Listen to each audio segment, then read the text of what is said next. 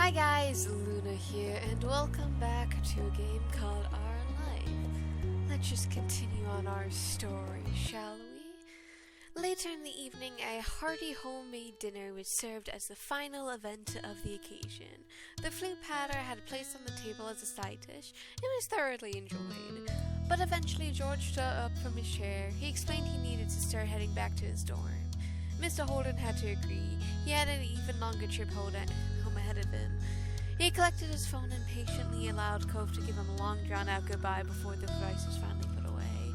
It only made sense for you and Derek to take your own leave, too. The permanent occupants of the house, Nicholas, Mr. Césaire, and Mrs. Césaire, thanked everyone for coming. One last set of Father's Day well wishes were given, farewells were exchanged, and it was then time to go your separate ways. As usual, Derek grabbed the door first and held it open for George. Mr. Holden, and you. You thanked him while you went through. His parents and the youngest brother stood by the living room the entire time. Derek called out over his shoulder with his last note of the day's gathering. Talk to you later. Have a hell of a day, everybody. Thanks for letting us be here. Then he followed you and shut the door behind him. As soon as you both climbed into the comfortable seats of Derek's car, he was ready for a new adventure. What's the plan now? We've got what's left of the day to ourselves. I'm not sure. I intended to really consider the question, but not a single thought had a chance to fully form before Derek said a disconnected mental threads flying with a shout. Oh, shoot. What's wrong? His head knocked against the back of the seat and he slid lower in defeat. this sucks. I didn't get the console from Nico. That's what we could have done, obviously. We already set up everything. Almost everything. Derek offered an apologetic grin. Hey, it's not as if I remembered. That does make it less embarrassing for me. Thanks, Luna. Welcome. He scraped himself up off the chair, choosing to lean over the steering wheel instead. All right. Another day, then. It'd be way too awkward to go back up there and beg Nicholas for a switch. That's something we got a place move. But without it, there's not much to do at the apartments. Words drifted off. His mind was working, and without another interruption, yours was as well. The loudest sound in the cabin of the still car was Derek's drumming fingers against the steering wheel. What did you want to do? That was the question. You had a starting point. It was worth considering not just to do in general, but what you could do while you were still in that location. That location, of course! You can be far from the big park your mom sometimes took to, the same place Derek frequented with his brothers. I got it, let's go to the park. Leave it to me. Totally, that'll be perfect. And I know exactly how to get there. Buckle in. He didn't have to tell you twice. You snapped the seatbelt into place for a ride. Anticipation stirred in the air and the car switched to life. Then Derek pulled out onto the street. The park was even closer than you'd guessed, because mere minutes after you come up there, the plan had been executed. And luckily, there were a few spots in the lot. Parking at the park was no trouble. Derek did a hop, skip, and a jump out the door, running around the back and bent inside the popped open trunk. He rummaged around for a minute before slamming it shut. You joined him outside and spotted immediately what the mini pit stop was for. He locked his car with the clicker in one hand and tucked it the other under his arm as a well-worn soccer ball. Everything was ready. You and Derek leisurely wandered down the path to the heart of the park. When you officially arrived at your destination, the sun was barely peeking over the horizon. It wasn't quite dark yet, but the shadows were threatening to fully embrace the scene any minute. Scattered clumps of strangers enjoyed the summer evening all around the perfectly trimmed fields of grass. Parents with their children, groups of teens, elderly pairs, people of all stages of life were there to share in similar yet entirely unique experiences. Derek stood by your side. You could hear him inhale deeply through his nose. He took in the sight contentedly. You glanced away from the wide expanse in front of you to face Derek. He smiled at the moment your eyes met. The ball was shifting from one hand to the other. Wanna kick this around? What? I thought we were gonna take turns sitting on it. Maybe that would have happened if I was Nicholas, but we're at a park with Derek, and he actually uses balls for their intended purpose. I think I could live with that. Awesome. Cool. The two of you claimed the foghorn in the grass for your own purposes. No one was likely to interrupt you or be hit by a misfired ball there. Derek let the soccer ball fall to the ground with a slight bounce.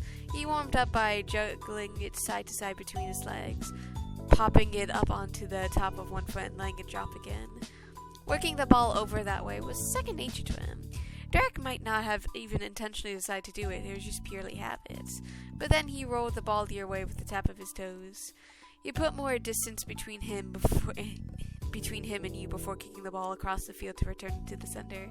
Return to center. Achievement unlocked. He caught it effortlessly under his heels. The game was on. Back and forth, an easy rhythm was developed between you and him. There wasn't anyone in the world you could sync with better than Derek. Thanks for not canceling our plans with the water park. Don't worry about that. I wouldn't miss it for anything. And you didn't doubt that for a second. The day grew later and the park slowly emptied of other people. In the quiet twilight, the smacking sounds of soccer balls against feet echo loudly. One catch of Derek was especially impressive. He stopped the ball without looking, his fawn green eyes squarely on your face. But the longer you played, the more the light in his features dimmed. It had been a gradual decline, now that you noticed it.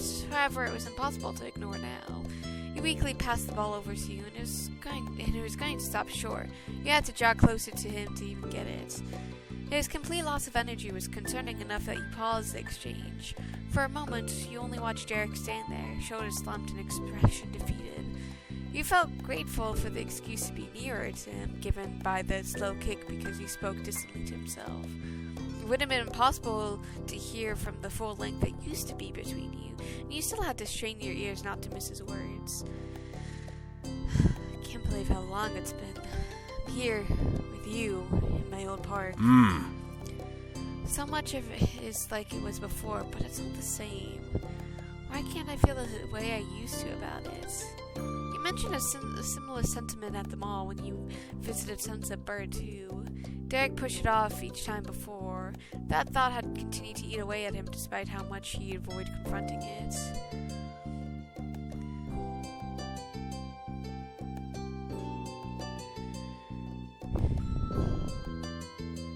Derek, what happened? I know something bothered you. You pointedly sent the soccer ball over again, pointing the ball literally and metaphorically in Derek's courts. He pressed the ball under his heel and stared at you just as hard. Distant lamps flickered on around the park. The darkness in Derek's features was contrasted even more strongly when it lit up from behind. It was much later than you realized it was. You know my life story, most of it at least. I wanted to be good at sports, and I tried. In high school and college, I put my all into it. And after that, there's not a lot of ways you can go further with it. You can coach or teach or aim to go pro. I had that chance. I could have tried to make it playing an actual career. Really? That was incredible. It left you entirely stunned. In all the calls you've had and during the entire time you've been here with him, he never hinted at anything like that. That's right. He ended up to the mission with deeply furrowed brows and a self-directed smile. Maybe I would have made it into the minor leagues, maybe even to the majors. Maybe I would have face planted, but I didn't get far enough to find out because I quit. He twisted away from you and with a pained shout. Derek shook the soccer ball off toward nowhere with all of his strength. It shot off into the distance, vanishing completely into the inky skyline before you ever saw it start to slow. Derek stared at where the old ball from his much younger days had gone, even though it was truly and thoroughly gone. I gave up and left, and that's it.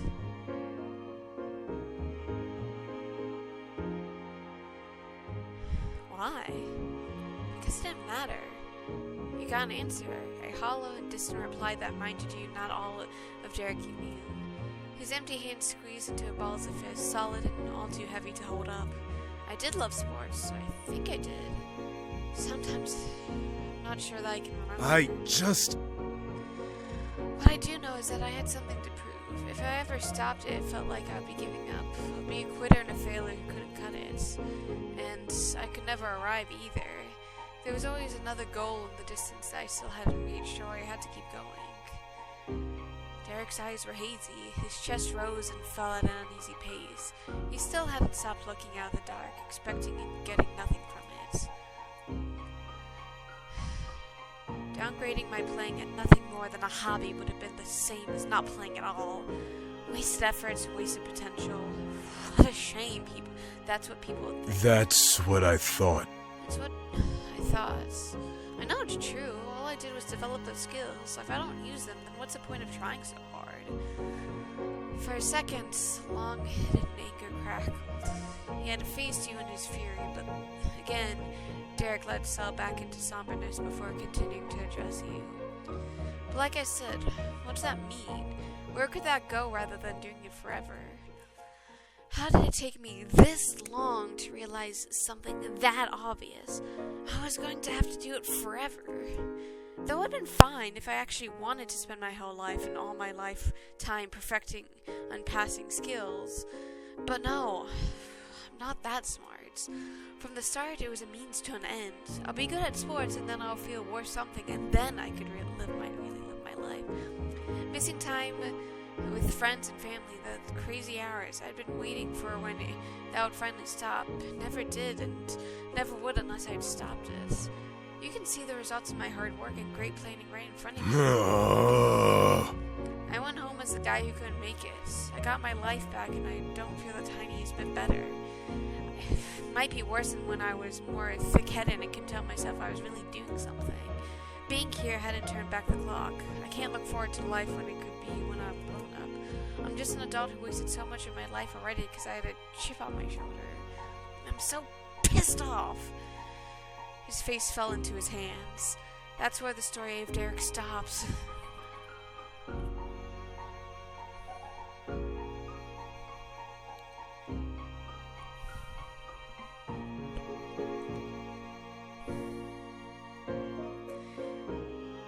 Felt terrible that neither of you had lives you were proud of. The bright days of when you and Derek were first getting to know each other felt like each other's dreams compared to your current reality. How did it end up like that?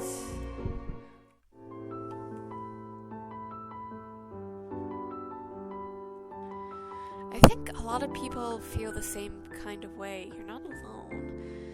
The words came out as a fragile whisper. Your regrets were reflected at you through Derek, and they were still clutching at your throat. Luna. Carefully, Derek's face is lifted. His shoulders remained bowed, though you could see his eyes. Apprehension is what you saw in them. You doing okay? What do you think? Do you feel like you made the most of what you got? You swallowed thickly, unable to move from the spot or look away from his intent gaze. There wasn't a way around it. If he could admit it, so could you. No, I don't know what I'm going to do with my life. I'm just some kid who's never figured out how to be grown up, is even meant to work. This is this is one of those things where it's good to get this kind of thing out there, because it's definitely a lot to admit, but at the same time it's just like, oh boy, this is happening.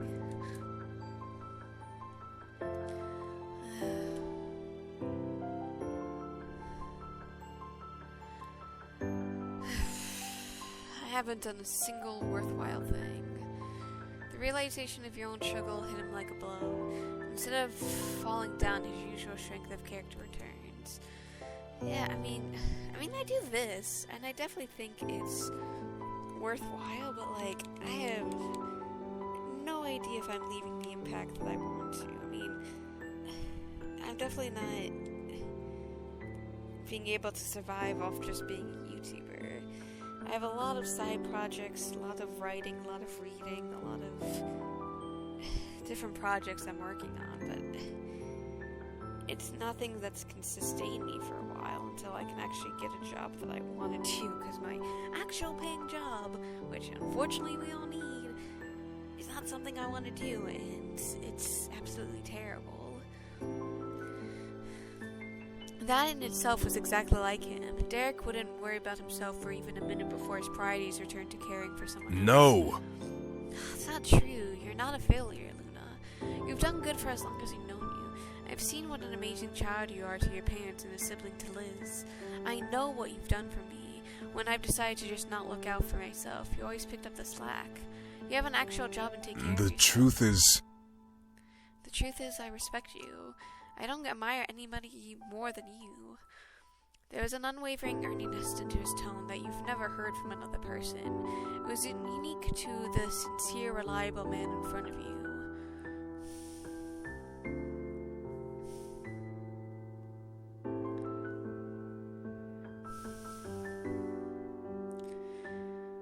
If me doing my best is what counts, then the same goes for you. You can't ask me to believe it when you don't. Derek's hand smacked his cheek and let out a snort. Shit. You got me. I fumbled that one big time. You're too nice sometimes, Derek. Just not to yourself, but you should be. And finally, small smiles began to settle on both of your faces once again. The gloom wasn't insurmountable. Nothing was. When you and Derek were together, you were a team. It was evident in the way that he looked at you. I'm glad he's dying to return to normal. Facing the darkness around him left Derek lost, but fears and reservations faded when he had you to lean on. It was the same for you and him. Man, you're so... Derek struggled to find the right words that could convey what he meant to you in that moment. You didn't let him finish his search. Sorry, Derek. This still hadn't been the time. This isn't the time to be thinking of me. Think about yourself for once. Right? Alright. I can never win. He stood tall in front of you with a smile perked up on just one side. Not because he couldn't make the whole thing. He was smirking. Okay, I'm about to tell you something that will not be a surprise. My dad did football when he was in high school and college. Hearing stories from that when he was where sports were hearing stories of that is where my sports aspirations came from. Though I was a little original since I ended up going for different sports. Derek wanting to be like his father? I never heard of such a thing. I figured. I figured. Although, also, not a surprise was that I sucked at it. I was scrawny and hated that. Getting better became the driving force in life. And focusing on that, putting in so much effort there, kind of made everything else easier. Being the oldest, having responsibilities in my family, having to be reliable, it felt less scary when there was an even bigger goal to hit. Everything else was nothing. I never had to directly confront my feelings of inadequacy and accept myself for what I was, because instead I could say I wouldn't be that way, I was forever, I'd become successful. But I was proving myself and being talented over being happy. I missed so many things. I barely might let myself see you. And there was no way I could have started a relationship when I knew I wouldn't be able to prioritize it as much as I should. You deserve better. But things were happening.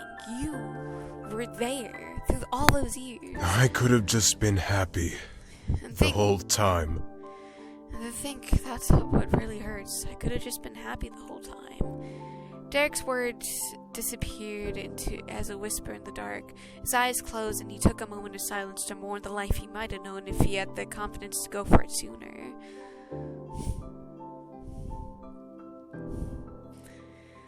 You never had to prove yourself to me. Your voice reached Derek. His eyes fluttered open, unafraid to face what was ahead of him. I know, Luna. I wish I let myself believe it sooner, but I do now. Gonna embrace him. After everything, you felt Derek could definitely use a hug. You wanted to make sure he knew you were there. He held you back as soon as you were around him. His body was welcoming and solid against yours. You hoped your presence was as reassuring to him as it was to you. The pounding of his heart told you at least he had some impact on him.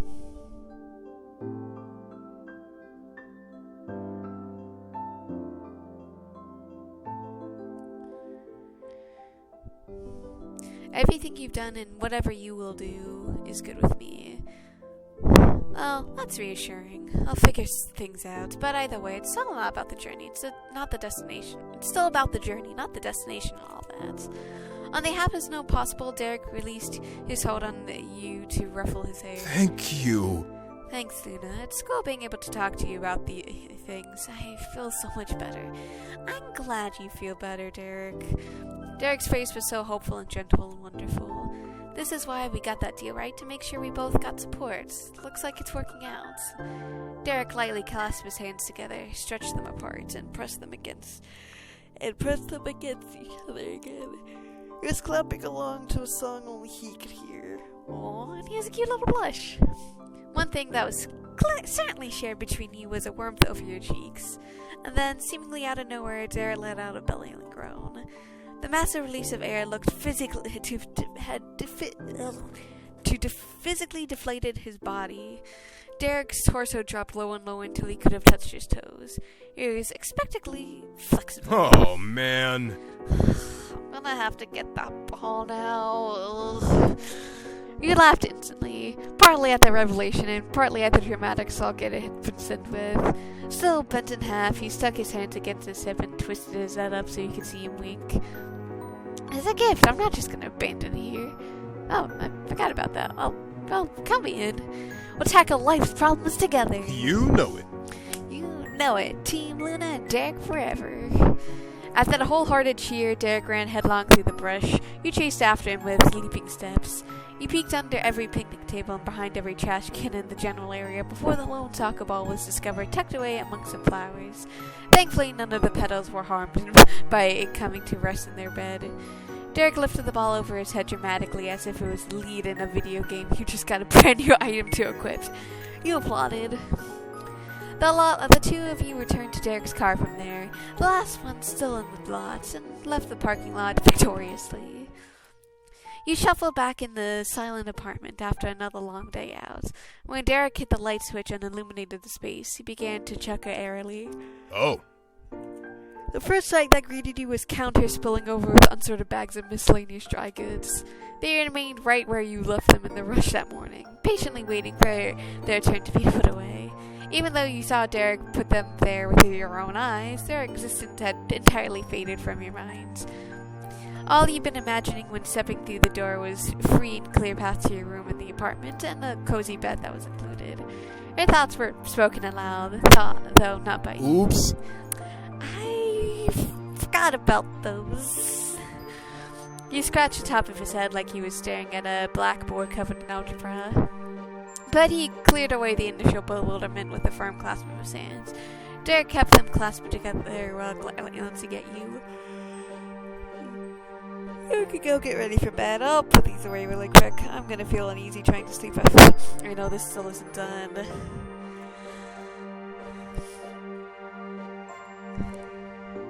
That happens to you too? I can never leave a mess uncleaned overnight. Yeah, totally. How am I supposed to relax with a disaster right down the hall? Exactly. Let me help fix that problem. There's no way you could walk away from that mountain of clutter, even if Derek intended to clean everything up. You had a hand in it. Derek is more than pleased to have you on the same page. Let's get to it. Thanks. Let's do it, team. Time was called, and you got to work on the final task before rest could come. There was more of a system of the cupboards than there was with the fridge and freezer.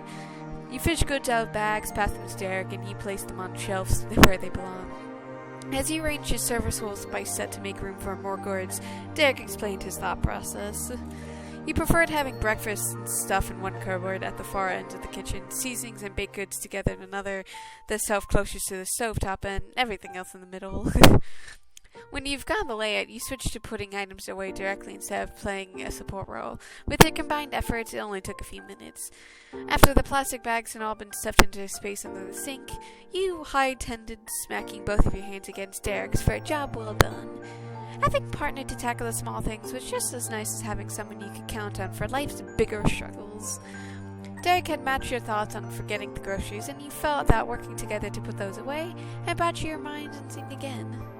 His expression was peaceful, a weight that had been lifted off his broad shoulders, both from the perfectly orderly kitchen and company he had within. Derek waved a hand in the arc that was as wide as a smile on his Night. face. Night, Luna. Good night. Have a safe trip to your room. As you passed, you pinched his cheek. It was lighthearted and affectionate squeeze. You couldn't help yourself. His face, too, was charmingly squishable. That left Derek frozen in place, watching you go through dreamily that perhaps he'd already fallen asleep while standing there. Your quality time with Derek was put on temporarily pause to prepare for bed and collapse into your sheets. But in a blink, the sun had risen once more. God, this music's always makes me sleepy. You repeated the process getting ready, though, with the goal of being ready to face the day rather than concluded. And you made sure you dressed appropriately for what you've been facing, the long drive ahead.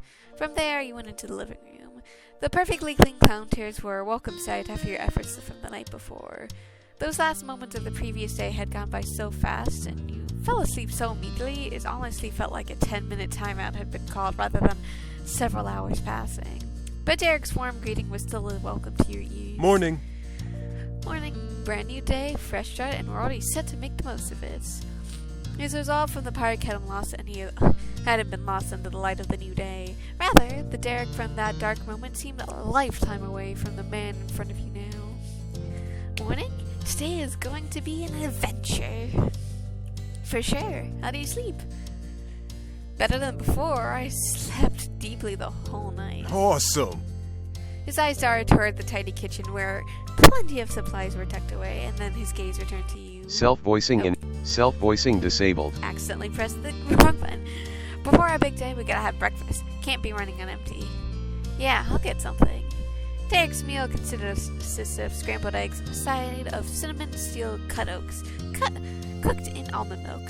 He prepared some eggs with simple accompaniments. Plastic plates, bowls, cups, and utensils was at the table, and the two of you sat yourself down in chairs. You noticed Derek focusing on a single part of his food at a time. He didn't start working through the omi until all the eggs were entirely gone. You know, I do the same exact thing for the most part, where I like to try and eat one thing, and then I move on to the next. Between bites, Derek chatted idly about your So? plans.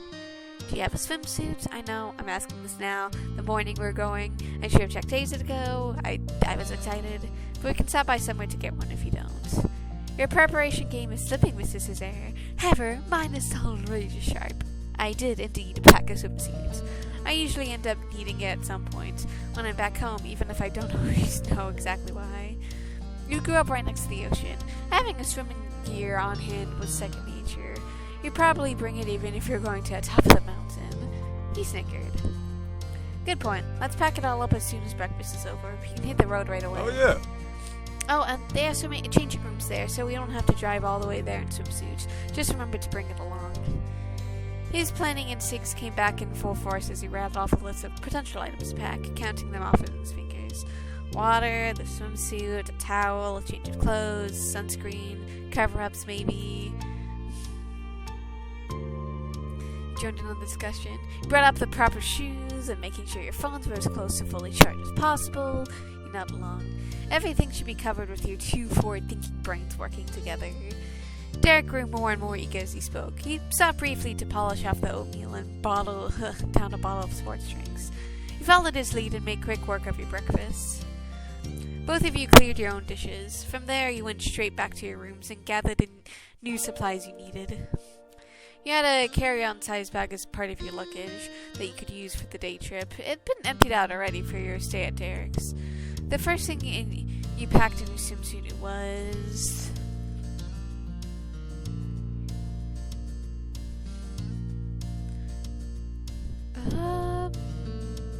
swim trunks. And...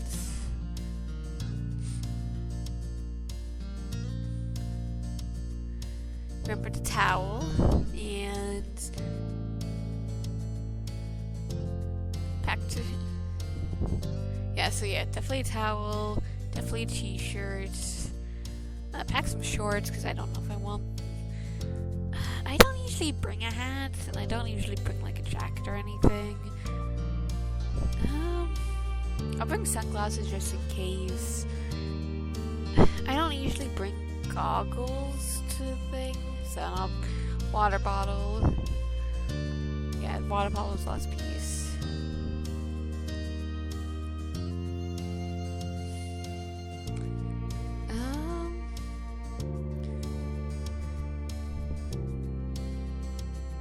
The thought of wearing in front of Derek was a little anxious. This wasn't the same as being as an empty shore of sunset bird. Would you look like an idiot? Would he think you were her? It was too late to go back now, but part of you wish you could. A bit more bits and bobs were slipped in the backboard for you. You zipped it up. You mentally ran over the contents, going through an imaginary checklist for all the important supplies.